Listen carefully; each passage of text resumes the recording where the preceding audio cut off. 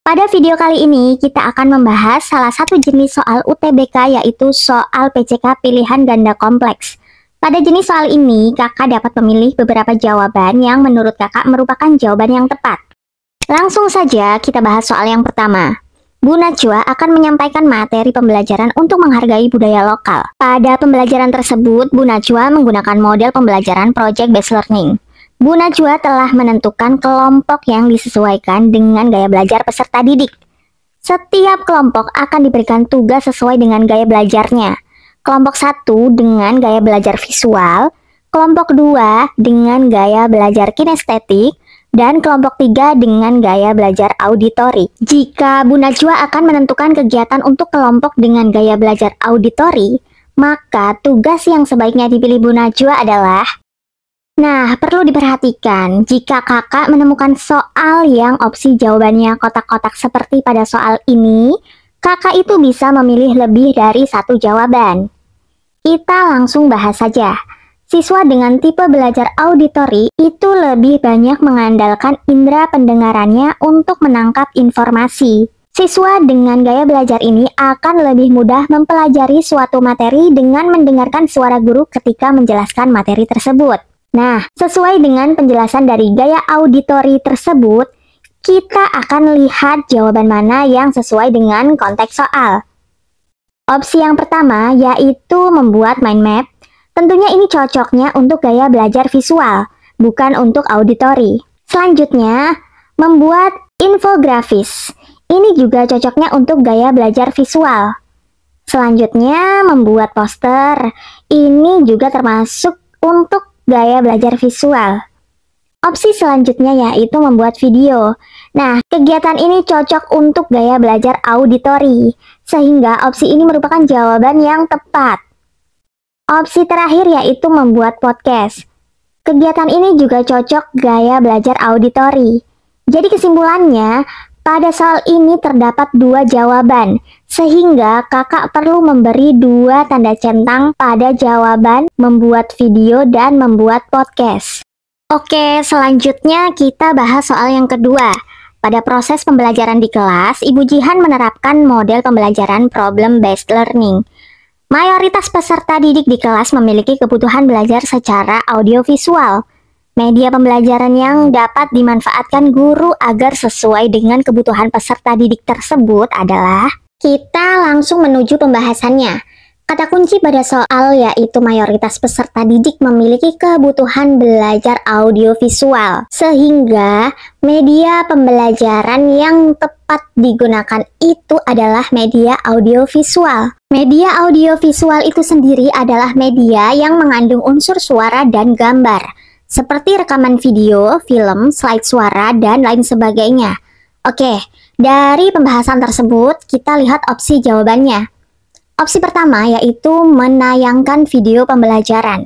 Ini termasuk media audiovisual, jadi opsi ini merupakan jawaban yang tepat. Opsi yang kedua yaitu menyajikan PowerPoint. PowerPoint ini merupakan media visual, jadi opsi ini bukan jawaban yang tepat. Opsi ketiga yaitu menyajikan infografis. Media ini juga termasuk media visual, jadi bukan termasuk jawaban yang tepat. Opsi keempat yaitu menyajikan pembelajaran berbasis film. Nah, film termasuk media audiovisual, jadi opsi ini juga merupakan jawaban yang tepat. Opsi terakhir yaitu menyajikan podcast. Media ini termasuk media audio, jadi bukan merupakan jawaban yang tepat. Pada soal ini terdapat dua jawaban, sehingga kakak perlu memberi dua tanda centang pada jawaban yang tepat tersebut. Sebelum kita melanjutkan pembahasan soal selanjutnya, jika kakak ingin mendapatkan bimbingan PPG Dalja Piloting dari awal atau pembelajaran mandiri sampai akhir atau UTBK, kami menyediakan contoh dan tips mengerjakan aksi nyata serta jurnal pembelajaran modul PMM. Contoh jawaban tugas modul PMM dan post-tes PMM, latihan soal UTBK yang terdiri dari SJT dan PCK serta pembahasannya, contoh perangkat pembelajaran ujian kinerja, tips membuat video praktik pembelajaran, contoh studi kasus reflektif, grup diskusi, video pembelajaran, soal FR, dan berbagai fasilitas lainnya. Berikut ini adalah contoh tampilan dari latihan soal atau tryout UTBK yang kami sediakan. Tentunya berbasis komputer atau CAT sesuai dengan tes aslinya. Fasilitas tersebut bisa kakak dapatkan dengan bergabung bersama bimbel PPG kami melalui website bimbel.ladida.id atau dapat menghubungi nomor admin kami yang kami cantumkan pada deskripsi video ini. Kita lanjutkan membahas soal yang ketiga. Bu Nur Aini akan menerapkan pembelajaran berdiferensiasi pada materi mitigasi bencana. Strategi yang tepat untuk diterapkan oleh Bu Nur Aini adalah, langsung saja kita bahas. Pembelajaran berdiferensiasi itu adalah pendekatan pembelajaran yang berfokus pada kebutuhan belajar siswa yang beragam.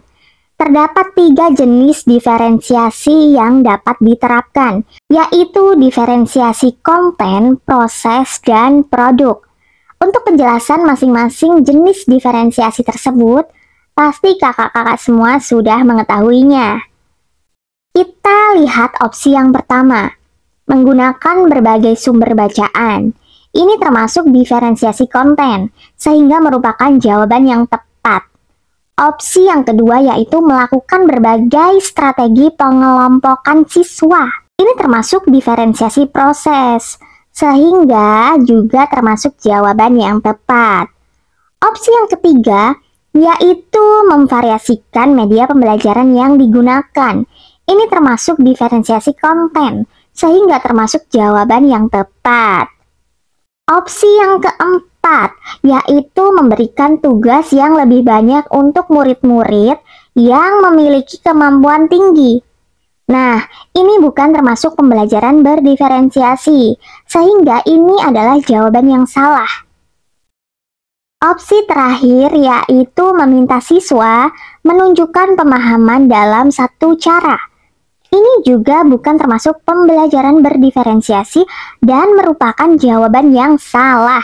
Kesimpulannya, pada soal ini terdapat 3 jawaban, sehingga kakak perlu memberikan 3 tanda centang pada jawaban yang tepat tersebut. Selanjutnya, kita bahas soal yang keempat. Salah satu tujuan pembelajaran bahasa Indonesia adalah peserta didik dapat mengungkapkan ide, gagasan, ataupun kritik berkonteks lingkungan dalam bentuk puisi baru. Dalam pembelajaran tersebut, guru menyusun beberapa langkah pembelajaran. Berikut ini langkah pembelajaran yang tidak sesuai dengan tujuan pembelajaran adalah, pada soal ini kakak perlu mencari opsi jawaban yang menunjukkan langkah pembelajaran yang tidak sesuai dengan tujuan pembelajaran pada soal. Perlu diperhatikan ya, yang dicari adalah yang tidak sesuai. Oke, langsung saja kita bahas opsi yang pertama. Peserta didik menyunting puisi yang telah disusun. Langkah ini bisa dilakukan dalam pembelajaran karena konteksnya adalah membuat puisi baru.